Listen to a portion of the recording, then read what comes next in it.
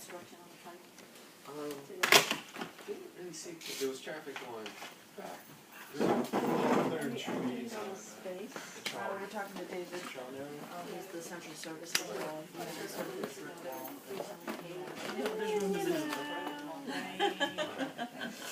Gentle, constant pressure.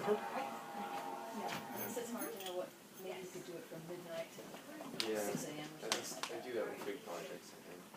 I find out what the department. Yeah, You really didn't know. What's the protocol for deciding when to do construction? whatever. But the other thing is when you come back from the Cape on Sunday, when you come up to that New York exit, that is one Yeah, incredible bad road. yeah, Oh, maybe 4. Yeah. Yeah, Figure out like, what's the best timing? yeah, Always gotta leave 2 men away or something. yeah. Well, an 8:30 meeting made it easy for us. We avoided most of the traffic. 6, 7 o'clock, so. Are you guys near the Mass Medical Society offices in Waltham? I don't think so.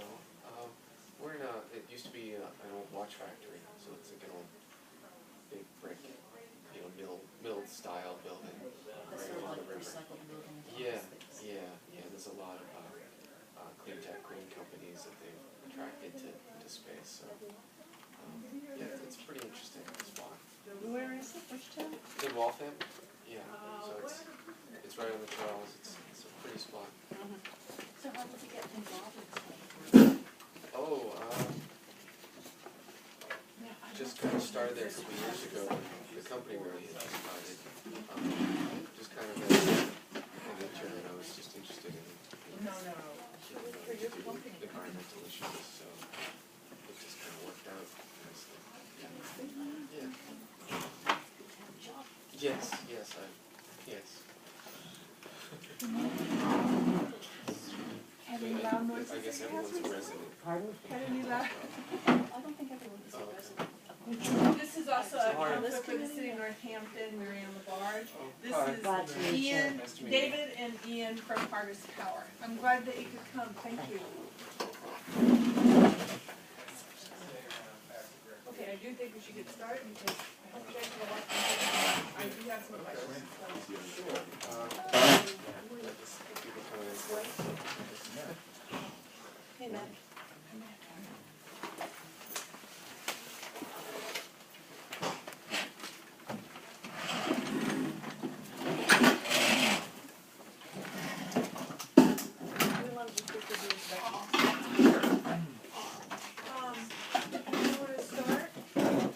And I've already explained to them the sort of the genesis of this committee and what's So I'm Ian Lynch. I'm a senior project engineer with Harvest Power. I come from the engineering world, and I'm sort of senior engineers, lead engineers on product development for Harvest Power, getting these projects off the ground, actually designed and constructed. So thanks for having me here today. My name's David Pilati, and I generally do government affairs for Harvest. So yeah, been there a couple of years, and basically we've been talking with Jim a little bit for a couple of months. And thank you for all coming and listening to this a little bit today. I'm MJ Adams. I sit on the Board of Public Works, and I'm co-chair with Roe of the Review Subcommittee. I'm Debbie Slade, but I'm on this committee and I'm an artist. Danielle McCon, Pioneer Valley Planning Commission. And Jim Warlow with Department of Public Works. Mac Everett, I'm a member of the reuse committee also. I'm interested in most aspects of waste. I'm Karen Buckline. I'm the Waste Management Supervisor. I'm Joanne Cassett. I'm a member of Water Not Waste. I'm interested in what happens with the landfill expansion site and also a medical doctor. I'm Mary Schmidt. I sit with MJ on the Board of Public Works. Mimi? Sorry, go ahead. Alan Verson. Introducing myself. Mimi? My name is Mimi Odgers. I am a member of the organization Water Not Waste, and I will be living near this facility that you are proposing. My name is Kaliana Pritchard. I'm permaculturist and very interested in redefining waste as a resource. I'm Barbara Rakaska, co-chair of the Ward 6 Association. This will be in Ward 6, and we're very interested in it. City Councilor Marianne Labarge, highly involved on anything that occurs with the landfill. And I'm very happy that I have heard this through some residents of Ward 6 of this presentation being held. And I wish there was an article in the paper so that this could have been held somewhere else where it was open completely to the public and the residents of the city. I'm Ben Goldberg. I'm electric, but I used to live in this area. I do work with alternative wastewater and composting toilets, and I'm also a water composter. I'm also city councilor. I'm sorry.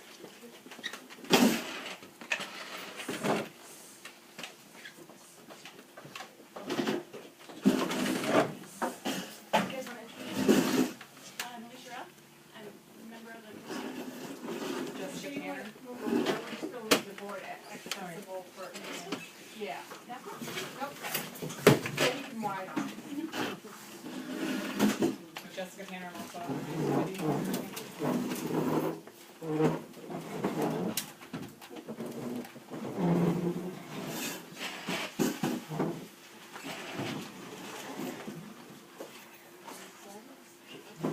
One more.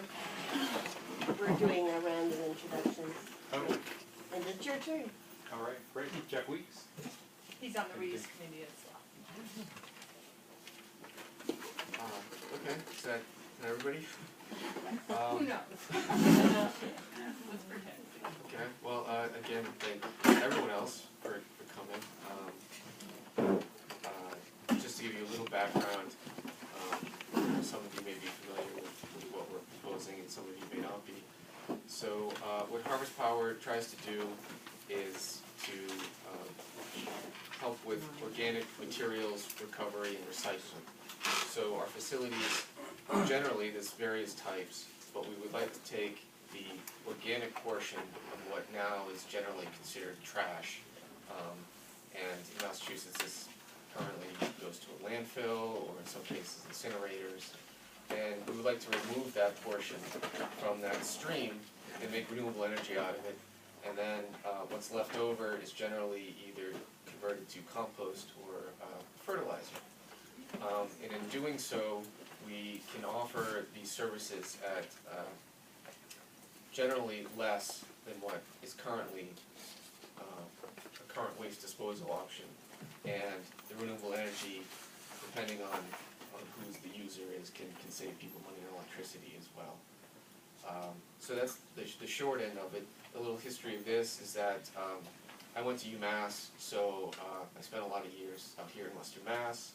And when I started with the company, I was generally intrigued by perhaps doing something out here, just because maybe I wanted to spend more time out here, or plus I thought the area I knew had a general sense of environmentalism that I thought would be conducive and helpful to getting a project like this off the ground. I had also read that Northampton had some experience some time ago with separating their organics and trying to do a system, not with this technology, but just to get it out of the landfills and to do composting. So that made me think, well, if they have this experience and if they want to do this, then maybe there's a place for Harvest out here. So we reached out to Jim, and we've only had one or two very brief conversations about the possibility of siting a facility within Northampton. And then within those conversations, the idea of being at the landfill site came up. We're not wedded to the landfill site. There are other sites in town that are conducive to what we need. We're certainly open to them. We're also looking at sites in other towns, and we're still doing a lot of diligence on our part to find out where the best place is going to be.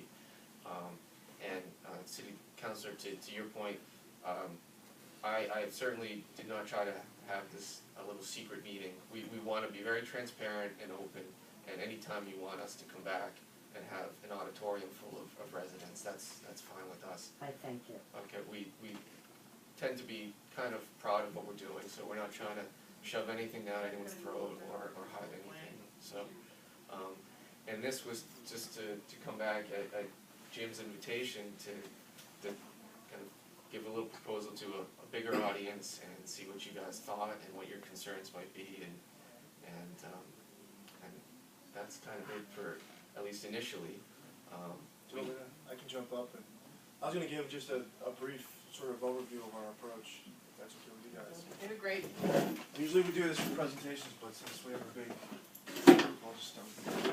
Kaliana, you mentioned something that was key to what our approach is, and it's taking, quote, waste and turning it into a resource, right?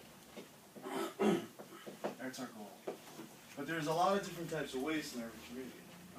Here we sort of touched on the first big one, which is municipal solid waste, right? And there's a big organic fraction for that, but then there's also inerts, or what we'll call trash. There's also other municipal waste from the treatment plant, and that's sludge, right?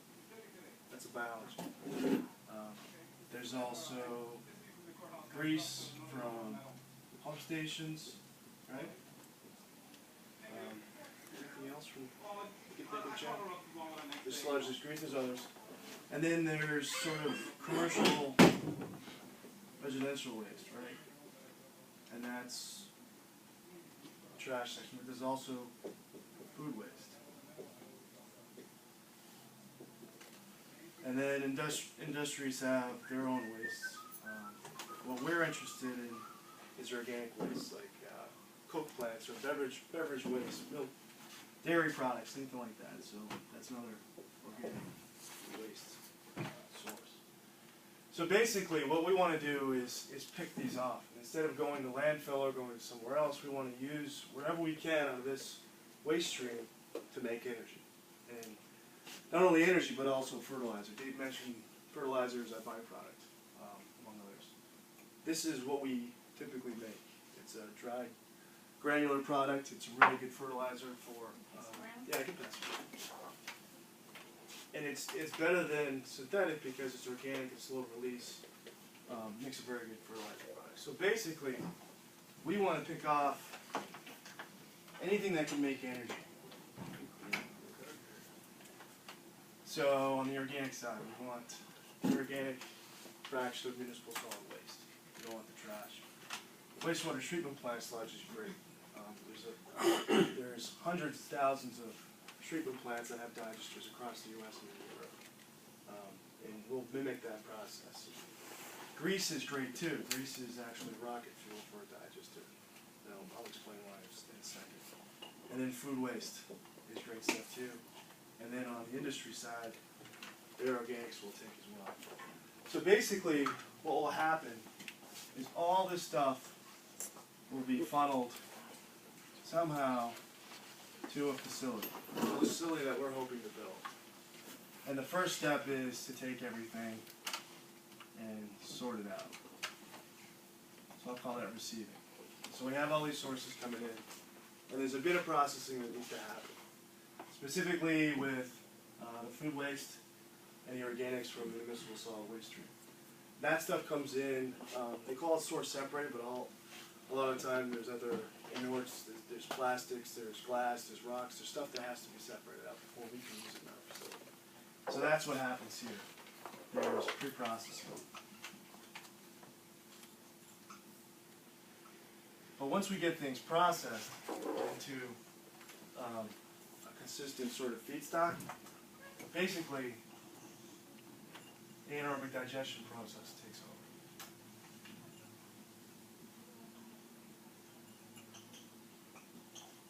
Now, is anyone familiar with anaerobic digestion?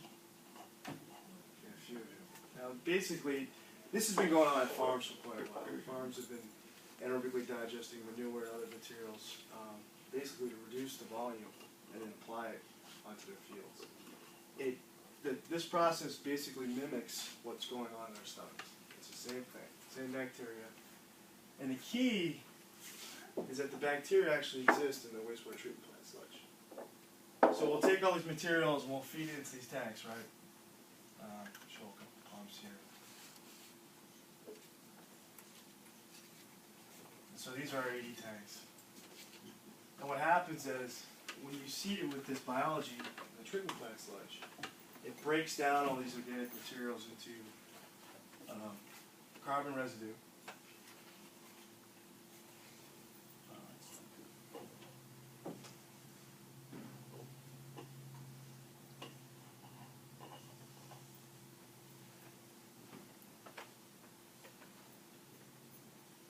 Which we call digestate. Right? That's the solid fraction. But then there's the gas fraction. During the breakdown of all this organic material, it produces carbon dioxide and methane. And methane is what we use to produce the power. So we'll take the solid residual and then make the stuff that's going around, passing around. That becomes fertilizer.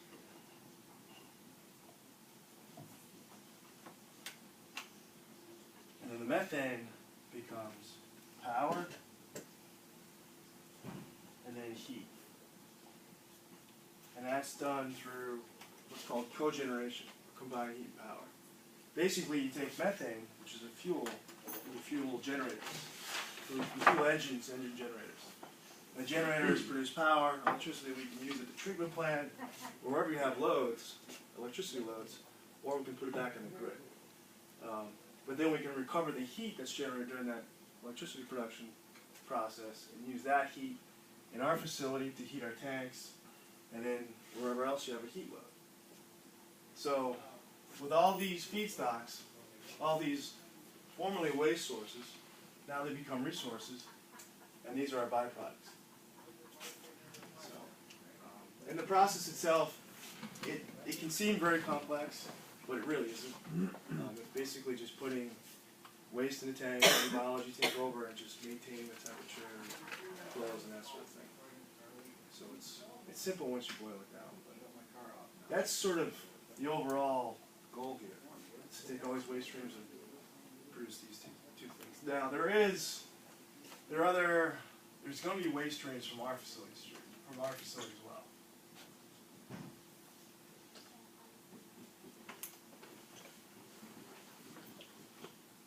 Right? So we do all this, and there is some residual liquids that are left over, and that has to be treated. So there is a wastewater stream, albeit a small one. And our approach is to treat that to a point. Side stream treatment is what we call it. We pull it off, and we'll treat it to a point, and then we'll discharge it to a treatment plant. And then the other byproduct, I think, is rejects or innards.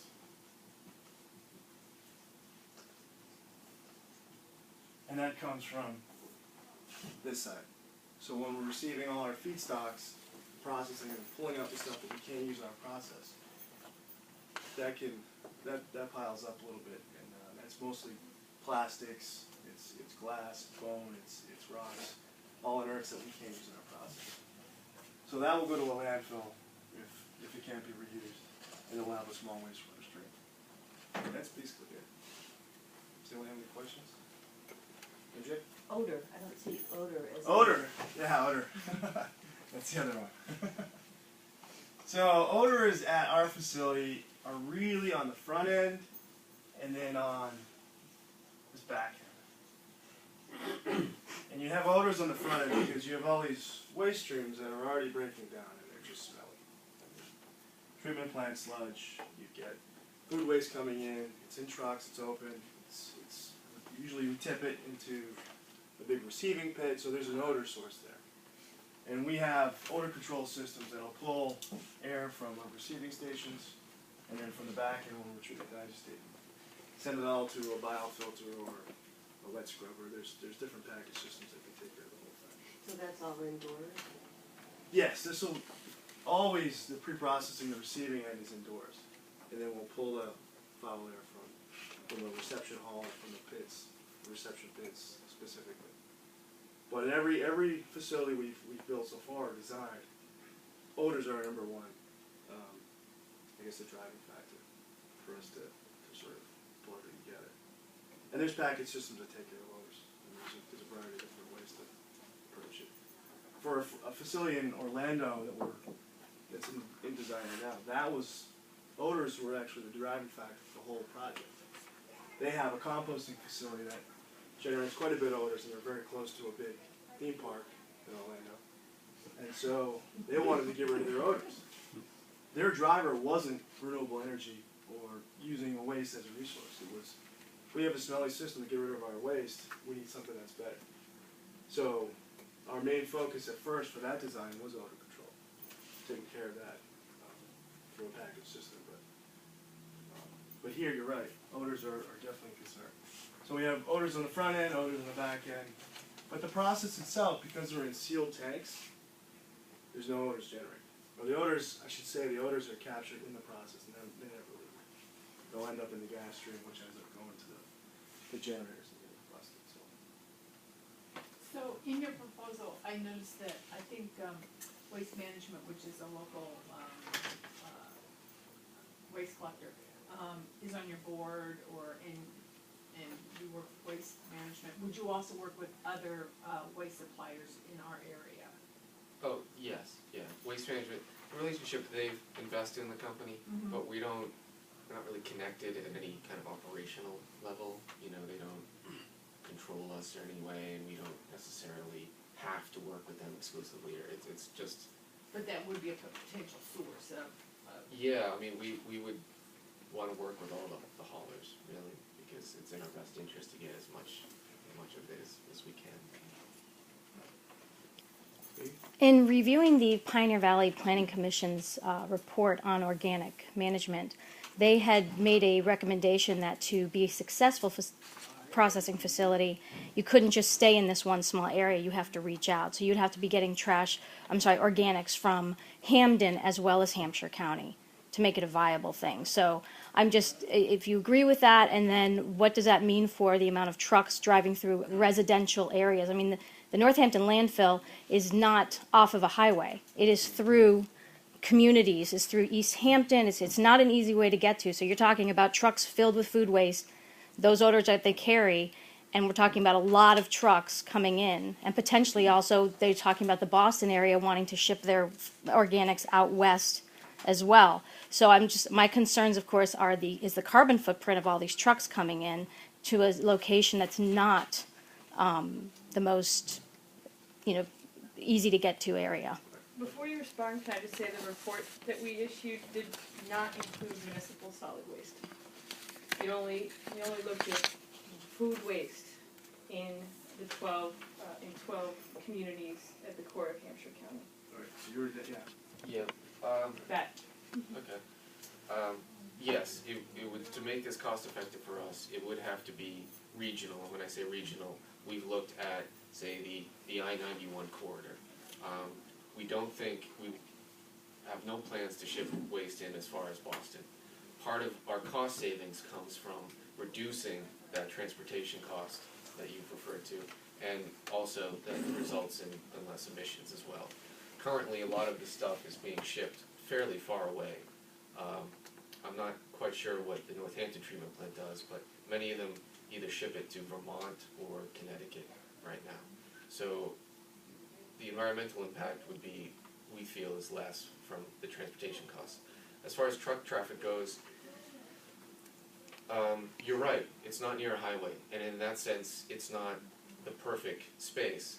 To give you some of an idea of truck traffic, it's a little difficult at this point because we'd have to imagine the size of the facility, but for sake of argument, let's call it a 40,000 ton facility, which would serve from here to Springfield. With that, if you're open 5 days a week, for all year, you start dividing that the trucks that would normally come in would hold about 20 tons. So when you start doing the math, that comes out to about 8 trucks a day. Now, I'm not gonna guarantee that, it could be 6 to say 15, but that gives you, a little bit of a range as far as what the truck traffic would be. And we understand that that's the chief concern for the people around. Yes, I wanna echo with what Mimi Odgers just talked about, especially the truck traffic. I have great concerns being a city councilor and representing all the residents around the whole perimeter of the landfill on the odor part of it. I mean, because of the odors that occurred at that landfill, there was a lawsuit that was placed in the city of Northampton on a nuisance of odor, okay? And we ended up paying 1.2 million, the city did, for 2 houses, plus we still have 3 more on the books. So I have great concerns on the amount of odor that would be produced out of that landfill. Okay. Sorry. Yeah, compared to a landfill, I mean, for a landfill, the problem is you have migrating gases. I mean, you can put in a gas extraction system on a landfill, but you're not gonna capture everything. So essentially, you're gonna have some loss of gases, specifically H2S. And that happens at every landfill. Some are higher than others. But with this process, we don't have an uncontrolled system. This will be indoors, and we'll have odor control to specifically target, the sources in each system, in each part of the facility. Whereas in a landfill, I mean, the only thing you do with a landfill is put a big bubble over it and capture all the air. It's odor control from the approach we would use here on a landfill just wouldn't work. That is a big concern of ours. I mean, every facility we approach, odors are the community's #1 concern. But just to expand on that a little bit, like you mentioned, the project in Orlando, they were so concerned about it that we've set up a lot of systems to safeguard it. And as the city is the landholder, whatever contractual arrangement, or I mean, you can emphasize that as much as you want, and we would have to meet your standards. Right. So we're not necessarily in control. The town would be if you agreed. We would set up a lease, and just like any other lease, you could set the terms of that. I wanted to speak for a minute. We're getting into a lot of good questions and details about Harvest Power's proposal, and that's great. What I hope to do is just to jump in for a minute and provide a little bit of background about why they're here and some of the initiatives to just set kind of the bigger picture before we can certainly take a lot of other questions that folks may have. But we were, I was approached by Harvest Power a couple of times to come in. They were interested in speaking to the city about hosting a project within the community. They wanted to talk to me a little bit about that. We shared some information and data with them. We invited them to speak to this particular subcommittee, which is dealing with solid waste diversion issues within the community. So we felt like it was a good first step for them to come in and talk about what the proposal would be, the types of projects that they're involved in. And there's really a number of factors that are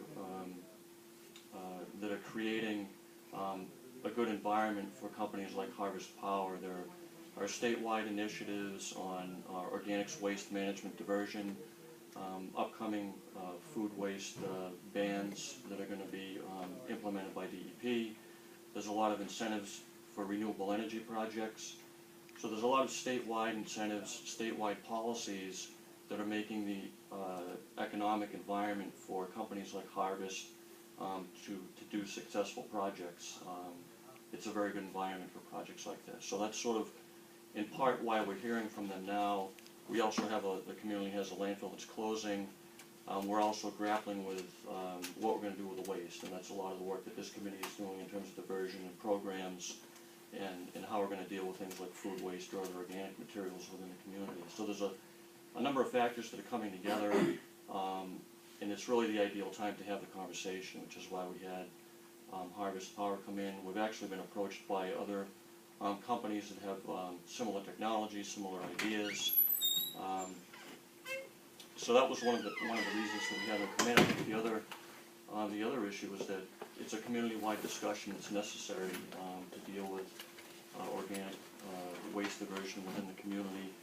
This is not a project that the Department of Public Works or the Board of Public Works or anyone is endorsing at this point. I think it's basically fact-finding about what a project like this would entail, what a company like Harvest Power is about, what the different factors are involved, the questions that people have, and then it would need to be a citywide decision. Harvest Power has been kind enough to come in and explain a lot of good information for us here today. Ultimately, if the city as a whole decided to move forward with this type of project, the city would need to issue a request for proposals and get both qualification information from companies like Harvest Power and economic information on what the benefits to the city would be, both in terms of dollars and cents, but also in terms of our ability to remove organic matter from our waste stream that we're dealing with in different ways now, some of them that involve long hauls and other people may view as non-sustainable manners in the way that we're dealing with materials. So it would be sort of a request for proposals type of situation where companies would propose a project and it would be reviewed by the city, and ultimately a firm would be selected if that's the way that the city decided that they wanted to move forward. I think that's pretty much what I wanted to say. There's a lot of reasons why things are coming together. It is a city decision, and I guess the last thing is it's really, this is a development project that could be viewed as an economic development project from the city's perspective, in addition to a very intelligent way, I think, of dealing with organics waste diversion. So those are the factors that led to the meeting today, and if folks have other questions, I'm sure that Ian and David will be happy to entertain those. Actually, I have a question for you. So when you say it's a city decision, who actually makes the decision? Well, it's not something that I think it would probably start with the board, Board of Public with the Board of Public Works. But ultimately, I don't know, the city council or the mayor. I mean, clearly, I don't think the department or the board is going to take on a project of this magnitude, I would think, without a larger discussion. And I do think that we are just in a very preliminary fact-finding, learning about this as a possibility. Clearly, we have a landfill that's closing down. It has a site assignment already, so there's clearly some interest in it. Our question is the Board of Public Works.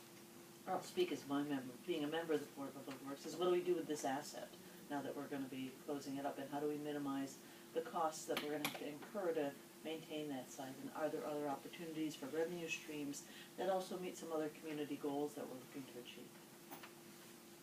I think that this would qualify as a heavy public use and would require a special permit by the city council. You're talking about building, what's the sort of acreage that you need for these buildings? Generally, 3 to 5. And how tall are the tanks? How big are the buildings in general? Tanks can be, a lot of times we deal with height restrictions, so, I mean, we can change the dimensions. Well, just in general. In general, I don't know, 40 to 50 feet. 40 to 50 feet. Yeah. So I think there'll be a lot of considerations in terms of building permits, the zoning, and the special permit from the city council that you'd have to go through. But be that as it may, that's a discussion for another day. So I wondered, in the sites that you have put these plants in, what is the distance usually between the operation and the residential homes in general? It varies. As you kind of mentioned, the one in Orlando isn't really near a home, it's just near a lot of tourists. We have our other facility in the Vancouver region is in a fairly densely neighborhood. This is an urban area. I'm not exactly sure how far the nearest neighbor is, but it's well within, there's hundreds of thousands of people within just the surrounding area. But I mean, actually, the distance The between actual setback? the site and I'm not residential positive homes. of that, but I can certainly get you that information. The problem with this particular location is that the homes are crowded right into that site. Some are within 500 feet of the site that you're, yes, and you probably would, view the site if you take it into serious Yeah, consideration. we took a drive over there. Right. So that's something I think when you're looking at this site, that's a really huge problem. In the Vancouver area, is that in a area zone for, what kind of zoning is in that area? Yeah, it's part of we had an existing very large composting operation there, and then we added the facility like this. So, I'm sorry, this, What is the zoning oh, and yes, what's the I believe it was residential probably zoned, an agricultural use, maybe, because of the existing composting site. Yeah, one of those too. Yeah, and We have another project in London, Ontario, it's an agricultural area. agricultural area. And then Orlando just happens to be at the treatment plant. Mhm. They have additional acreage that we're taking over.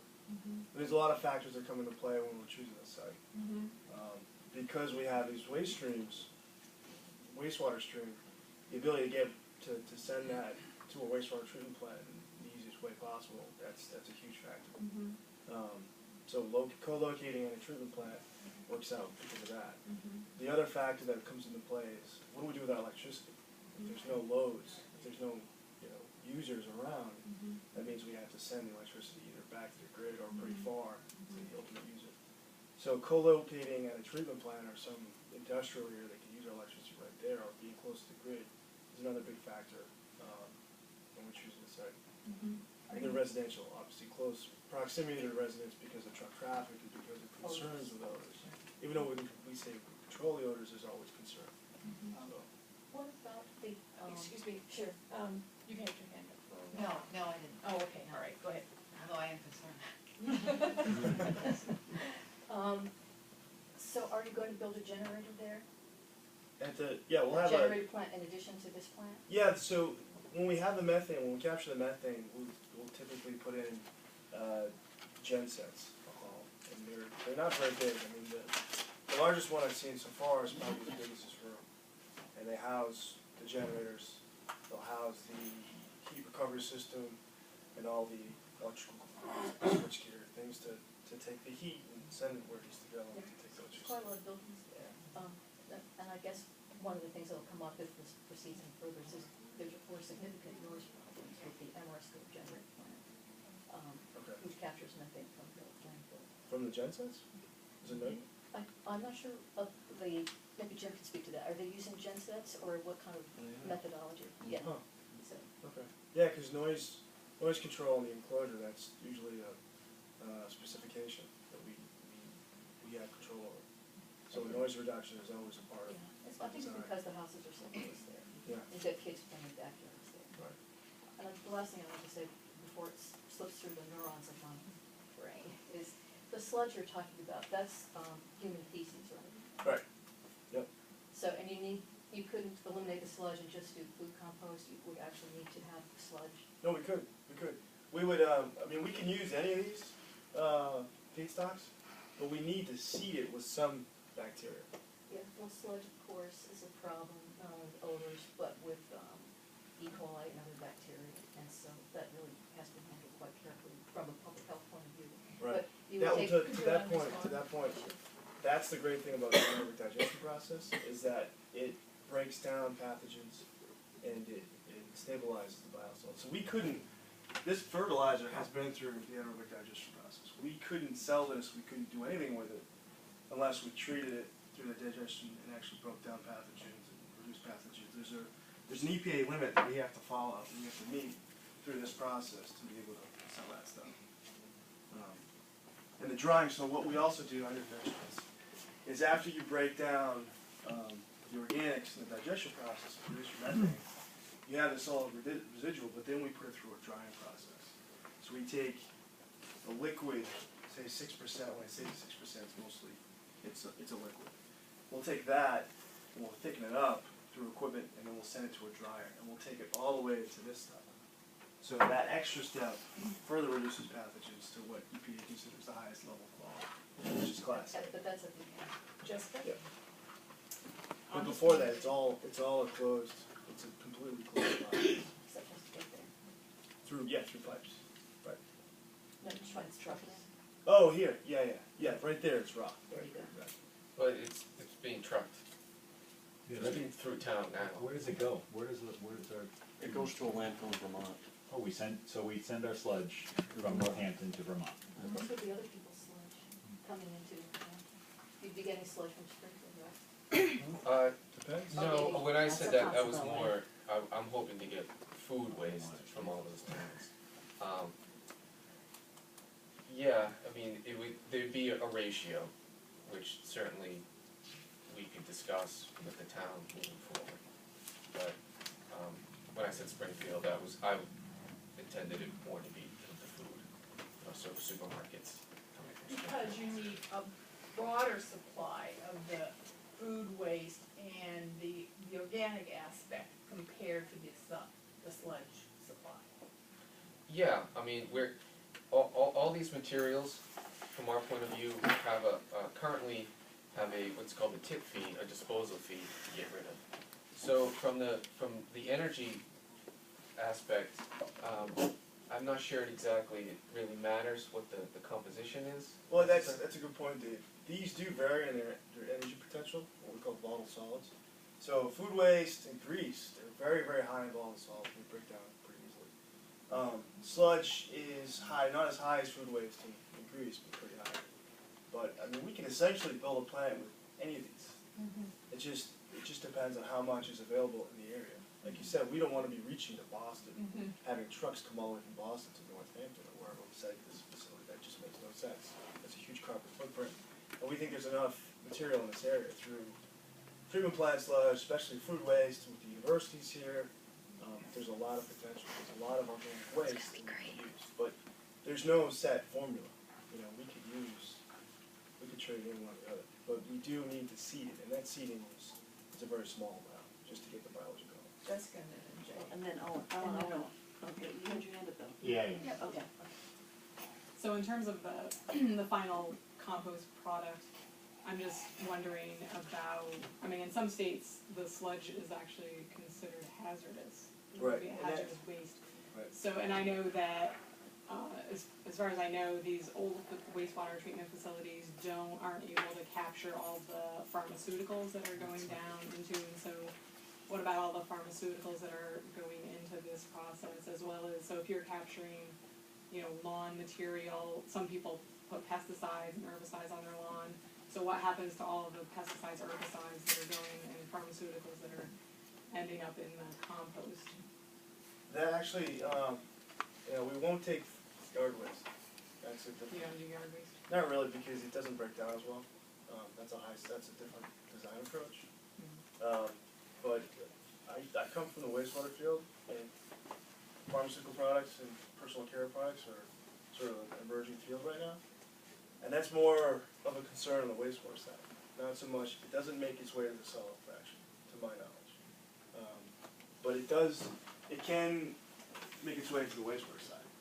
So essentially if we do have that in sludge, that's where it'll end up. There's studies right now, I mean I can go on and on about personal care products. There's studies right now saying that some activated sludge processes break that down, some don't, there's pass-through. That's sort of an unknown right now. But we haven't been able to measure those compounds enough to know how much it impacts the human body. There's studies on fish and things of that nature, but that won't be a concern of ours in our solid product, not fertilizer. And that is, both the EPA and the Mass DEP have pretty strict regulations. Once you digest it, the sludge is called biosolids.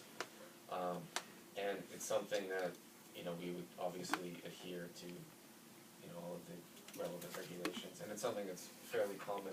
The Deer Island plant in Boston takes all the biosolids and then it sells it as fertilizer. So.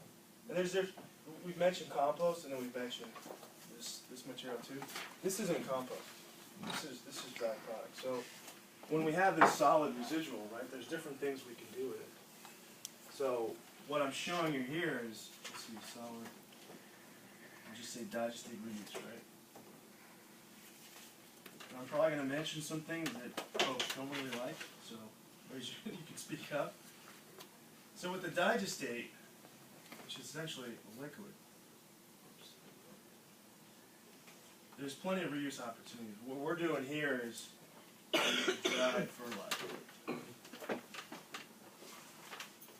Right? But we can also take that liquid and take it and then compost, which a lot of digester facilities in the U.S. do. You can also land apply it. you can skip, if you have the right temperature and time control in your digester, you can skip that whole drying process and produce material that's land applicable. Now there's different opinions on that. Some communities allow it. Some folks love it, some folks are really concerned about it, but that's not our goal here. We're going right here with the dry fertilizer. And we do have compost facilities. Harvest Power owns quite a few of them, so that might be an avenue in the future, but for right now, that's not our plan. Our plan is to dry it and make this dried product. And because we have this dried product, it's also a lot easier to haul around. Instead of having a liquid, which is a much greater volume, we have this dried product, which is significantly less volume. And So what it is takes that less used trucks. for? What is that used for? This is fertilizer, so a lot of times citrus groves, golf courses we use on the greens, or on the fairways. It's a slow release organic fertilizer. You have an end user relationship. We do, yeah. So that won't be sold in the community, or it's not intended to be sold in the community? Not right now. I mean, we haven't gone as far as doing market studies around the area to see if we can sell it. That's sort of our next step. But we do have a relationship with Harvest. Garden Pro. Garden Pro. They're more mid-Atlantic right now. We back products and sell to homeowners. Right. So that may be something in the future, but again, we haven't done a market research in the area yet. It's still early for that. Say our landfill site was not available, would you still be interested in the greater Northampton area to site a facility? Can you talk about what you'd be looking for in terms of siting criteria? Yeah, I mean, we are. I don't think it's any secret. We've reached out to Amherst and East Hampton, and we are looking. A perfect site, like you said, we need 3 to 5, 2 to 6 acres. A perfect site, is near a highway. We're not looking to disturb anyone. A perfect site would have a large energy user right next to it, because I don't know if this has shown up in anyone's electric bill, but the price of electricity has gone way down recently because of natural gas prices, which is generally a good thing, but it makes it a little more difficult for renewables. So it's a little better for us to be able to sell to someone what's called behind the meter. And then obviously we need to be in an area where there's feedstocks. So, and it's not just the density of feedstocks, but also a willingness to sort of embrace this. This is eventually taking another step in how you sort of dispose of your waste. There aren't a lot of residential programs in the U.S. right now. Most of them are on the West Coast. Within Massachusetts, I believe the town of Hamilton has started a kind of a pilot program for residential organic waste. So we just, like I said initially, one of the reasons we came out to Northampton is because we saw some time ago you guys had been interested in doing something like that. And, okay, so who's the, let me see. I think Alan was Okay. And then you, and then. Have you done any projections at all as to income that would be generated to the city? Not specific numbers. I can tell you roughly we would hope if the town, if everyone was comfortable with taking the treatment plant sludge, that's a fairly expensive operation, and like you said, he's shipping it to Vermont. We think we can save the town money on that. There's potential, as far as I know, at a landfill, if the town owns a landfill, and I don't recall the name of the term, but we're looking, the city of Bourne down on Cape Cod has a similar situation where they have a closed landfill. They put out an RFP, and if the town owns the landfill, then there's a way where essentially you would get a cut. The city would get a fee for every ton that comes into the facility at a closed landfill. And then there may be the possibility, even though there's no electricity sites at the landfill, there's something in Massachusetts called virtual net metering, and we still have to look into that, but there may be an option where if we can sell, it has to be 100% of the electricity we produce. If we can sell it to the town, I think that would save the city money as well. So there's a few different ways, and then there's, I don't know if the city controls its waste itself, it's other waste, not the sludge, or if that's just contracted to all the haulers. But it may result in a trickle down of lower disposal fees, just for the rest of the waste. But no specific numbers, no, we haven't gotten to that yet. We're starting to calculate numbers.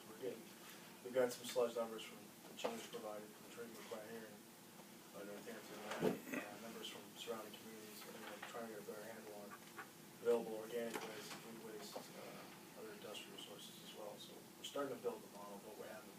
And you have an idea, you referred to some numbers as to the capacity of the plant you're talking about. Yeah, there's generally a minimum for which it makes sense for us, or it allows us to do something like this, and that minimum is roughly 25,000 to 30,000 tons per year. This is all very fluid. As I said, electricity prices go down, but on the other hand, if Massachusetts, or when they enact their organics ban, maybe tip fees go up.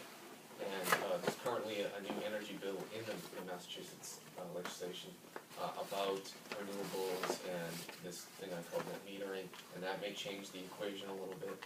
But generally speaking, that's the size that, in most cases, we're comfortable at a minimum.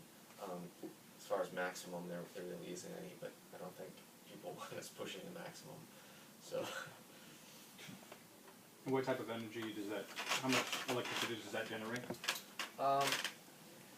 Well, again, depending on size, but we would say if it was a 40,000 ton of 2 megawatts, something around there. That would be, just 100. That's probably less than a megawatt. Okay, so between 1 and 2 megawatts would probably be the size of our facility. And that depends a lot on, as Ian said, the composition of, or the recipe, so to speak, of what's coming into the facility. And there's different uses for the gas too. We just, in the Northeast, or areas that have high electricity prices, the best thing to do is, especially when it's cold, you produce power, you put it back on the grid, and then you get heat, because you're in a cold area, so reusing the heat from the process is key. In Seattle though, we have a different approach. We're taking the methane and possibly doing compressed natural gas, and we're doing clean vehicle fuel. So there's different ways to use that fuel, depending on which region. But for this region, typically we'll go with cogen prior to internal combustion engines. Oh, wait, no, this person on I've got several questions. I'll start with one. You talked about the municipal solid waste being your starter organisms for the anaerobic digestion. Yeah, sludge. The sludge. Yeah.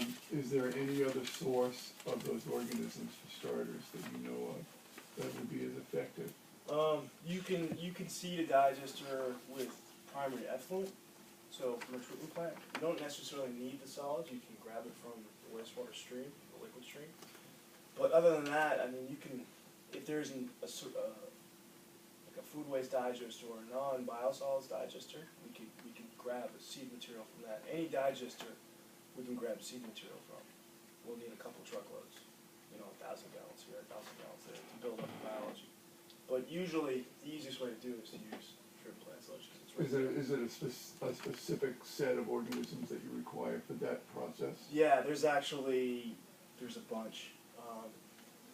There's acetogens, antigens, there's a whole community of bacteria that work in the process. Some folks... But isolated but specific to anaerobic, so you couldn't use an aerobic right. bacteria starter. Right, they're all anaerobic bacteria, exactly.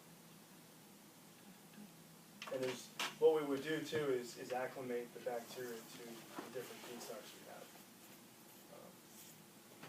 Does that make sense? Mm-hmm. So what you don't want to do is, I've seen some approaches do this and not work. the reason for doing this, not only do we remove contaminants, but we homogenize the feed to these tanks. Because if you're feeding it a normal meal, so to speak, and then you hit it with something they're not used to, like a high molecular weight grease, it won't like it. It'll have trouble breaking it down, and they can go sour. The process can go sour. So you need to have a recipe. You need to have a recipe, and you need to control that recipe and control the process. So. There's sort of like digestion, so it's sort of like you eat something that you're not accustomed to and you get a bellyache. Exactly, yeah. You go to McDonald's, you What's have the a high front to grease back diet. timeline? What's that? What's the front to back timeline on the process? Well, depending on your temperature, this is the big bottleneck. This can be anywhere from 10 days hydraulic residence time, so that's how long the solids will actually stay in there, all the way up to 20 in the mid-20s. The higher temperature you go, the lower, the shorter time it needs to stay in tanks. And you can control the temperature? Yes. We'll take material or liquid from the tanks and run it through heat exchangers continuously. And then we'll insulate the tanks and prevent heat loss that way. And then the back end is just, the dryer takes 6 hours and you can process quite a bit of material depending on your size of your dryer. Okay, so now it's. Okay, I'm a resident who lives near the landfill, so is that the only place you're looking at? Or, I mean, in Northampton, is that the best place that is the from most a- feasible place at this point? At least as far as we know, and if other people have ideas, we'll check it out. Okay, because I have my family has lived through all the odors, all the promises. I mean, my anxiety level now is like sky high. I'm just so afraid that somebody's gonna be in there, and we're gonna have odors again, lots of truck traffic, toxins released into the air that would severely affect people's health. And I know you guys are saying, okay, I can assure you that that's not gonna happen, but we heard that before in our area. And it's been terrible. I mean, it directly affects the quality of life when you put a landfill in a residential area and you run it.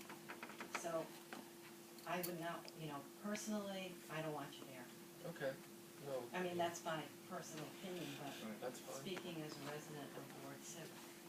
Did it make sense, the differences that we pointed out? I mean, you can tell me, like the sky is green or blue or whatever you wanna say, but, and once you get in there and it starts and the odors start and the sludge is going down the street, what are we gonna do? Right. I mean, we're gonna be in the same situation we were in before, when all these promises were made to the residents in our area, and thank God there was this initiative that went out and people said, close it down. It's crazy to have a landfill in a residential area. I mean, it just makes no sense. Okay. Yeah, I mean, the benefit that we have is that we've actually seen these facilities in Europe and the US. So we have firsthand, we've been there. Well, fine, but do it in somebody else's neighborhood, that's my No, but feeling, what I'm and saying people is of it- Ward 6 have yeah. had it. You guys don't have that advantage. So maybe, if this moves forward at all in the future, maybe part of the comfort or getting comfortable with the process before you move forward with anything is to actually see one of these. You know what I mean? Where is the That might closest help. one? The closest food waste, well, there's plenty of, there's digesters around Massachusetts. There's around Lake Plant in Boston, Boston's never. Closest to, One up in Westminster, Vermont, and Dairy Farm. yeah, that's actually pretty close. And then how far is Essex Junction? Is that? 45 minutes from here, it's just north of Putney. That has a similar sort of digestion approach. They're more on the municipal sludge side and less on the food waste side, but it's a similar Yeah, when I hear sludge, I just think, oh my God, Okay. here we go Have again. other questions, and we're almost out of time. You had stuff Yeah. up there before. I've actually been researching digesters for some time, and recently found a company in the UK that's selling, that's actually promoting these to like moderate-sized businesses and like small communities, Right. and they're selling a whole digester in a 40-foot shipping container. They're scaled down to I think half-ton to 5-ton a week size. Right. Have you considered manufacturing something like this for smaller town use, so as to actually more localize, thus eliminating the distribution factor? Because like you could So it'd be locate something like that decentralized. at a transfer station in every town in Massachusetts. Yeah, like a decentralized sort of Exactly. digestion. That actually, folks in Africa, community, they're taking their own manure and doing that on their own. They have small little digesters and they're making cooking. The problem with going to small scale on the side is that because it's a natural process that relies on biology, you don't have a very large system to play with. So if something goes wrong, it's easier to lose that biology, therefore losing the process. If it's a lot bigger, you build a bigger biomass, so if things go wrong, it's got some buffer, and it can handle it. Say part of its community dies off or something, well, you still have a whole biomass to work with. So on the small scale, that's the risk you run, is it? But in terms of inoculating, you can figure out ways of maintaining a culture. Yeah, that then you can yeah, inoculate but you just with. have a bigger culture. Yeah. You know what I mean? Yeah. But But yeah, we haven't, And it's the not vo- economical for us to go that Yeah. small at this point. But in terms of spreading it out, and also you mentioned producing electricity versus compressed natural gas, and I work for a small nonprofit, and we only spend $5,000 a year on electricity, but we spend $17,000 a year on propane. Yeah, So the price of electricity versus propane is actually quite different. in Yes, this area. propane is, if we were competing, yeah, and because the problem with the natural gas, and we would certainly look into it at this, out here, is that it generally as a transportation fuel, so you would need the vehicles. I mean, the PVTA has, I think, a couple of natural gas buses, but they've started buying these kind of diesel hybrid things. So, and I'm not sure how much more vehicles in this area are out here. In other parts of the country, like the West Coast, there's quite a few, and there's a lot of, well, maybe not a lot, but a lot of natural gas stations that you can actually pull up, because a lot of municipalities, their vehicles, taxi fleets, things like that. So if there was a market for it, we would have enough. I think it's used mostly as a heating and a cooking fuel. Yeah. And isn't it directly substitutable for propane, methane? There's some differences. If you treat it, it's pretty much equivalent. I mean, Yeah. there- Slightly there lower are- BTUs. Right. There are projects like this where you can treat the gas and treat it as pipeline, Yeah. like a pipeline natural gas, and I think when the city issued a request for proposals for the landfill gas to energy project at the landfill, there was one developer that was looking at pipeline quality to get the gas at the Smith College to use it for their cogen facility there, so. Yeah, we've looked at pipeline injection at a couple different facilities. It's certainly feasible. The tricky part is that the utilities that run the pipelines, they're a little, it's new, and there's not a lot of standardization as far as, what can go in, and so it's an emerging area, and we're certainly open to it, if that was something that was feasible here, sure. I'm wondering, this is actually sort of a question for the city, how does the 8 trucks per day compare to the landfill when it was open? How many trucks are coming in and out of an open landfill on a daily basis? Yeah, it's Right now, 50. Okay. No, it's less because of, Businesses dropped off. I can, well, But it's less down in our But area. historically. Yeah, historically. right now, there's. I think one way to look at it, they're talking about like a 40,000 ton per day facility. The landfill has a permit for 50,000 tons per year, I'm sorry. Tons per year, so just in terms of basic quantity of material being trucked in and out, it's about the same order of magnitude. The number of trucks they're talking about might be a little bit less than we see on a typical day. There probably would be more variation in the landfill operation than what they're doing, because they're looking at more of a consistent managed process than a landfill is. So I think the deliveries might be more consistent, and probably with a fewer or less trucks than we've seen historically. No, Diana, yeah, you had spoken about where other facilities were around here. Is there a facility that's comparable to, in scale to what you would want here anywhere that you're running now? I would say, with all these feedstocks, I mean, there's certainly digesters that are taking wastewater treatment plant sludge that are of comparable capacity. But that you're running at Harvest Power? The closest is London, Ontario. Yeah. Okay. Similar size. Okay. And that's a lot bigger. Yeah, there are, I It mean. is bigger? Yeah. Do you have any idea what amount of water is needed? The good thing about, so, instead of using potable water, I mean, when this stuff comes in, you know, food waste looks like it's very high, it's solid material. You've got to add water and dilute it down and make a slurry so you can pump it around and so the biology right. Instead of using potable water, what we usually do is we'll recycle processed water that we have internal and bring it back and dilute. So we try to minimize our potable water usage as much as possible. For this size facility, I don't know off the top of my head how much water we use, but I think our approach would be to use water at first and then just keep recycling that material as much as we can. Because that stuff also has, the wastewater has soluble organic matter, COD in it that we're still trying to break down.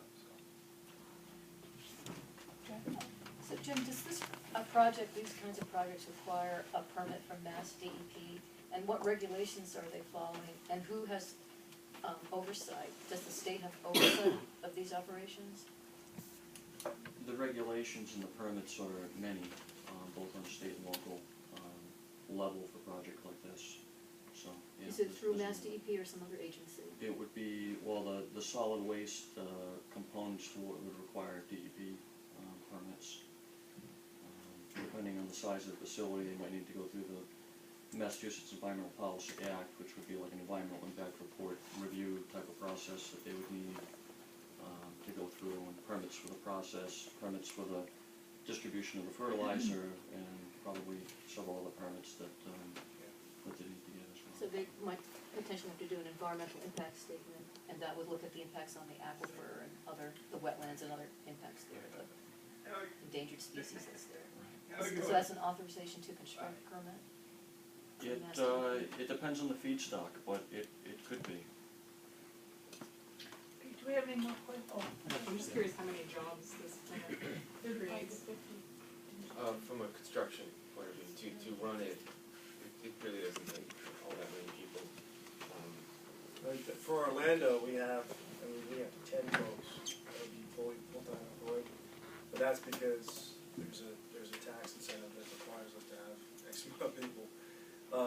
For this type of facility, you can probably operate with 5 full-time, a manager, and then maybe an assistant manager, and then 3 operators.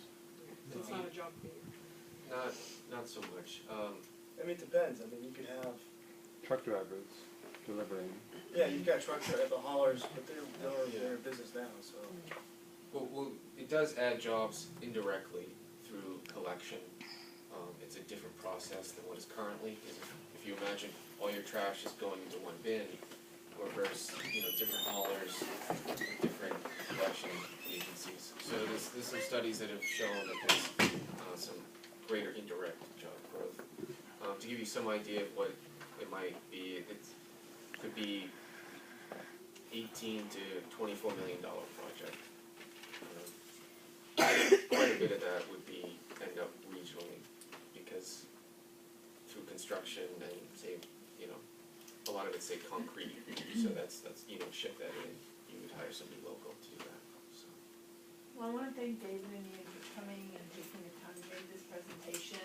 I'm going to close this off. If the reuse committee wants to meet and debrief with Karen, I don't know if that's a possibility or I think we should have a sign-in sheet with emails in case people want That's to a be great notified idea. of future meetings.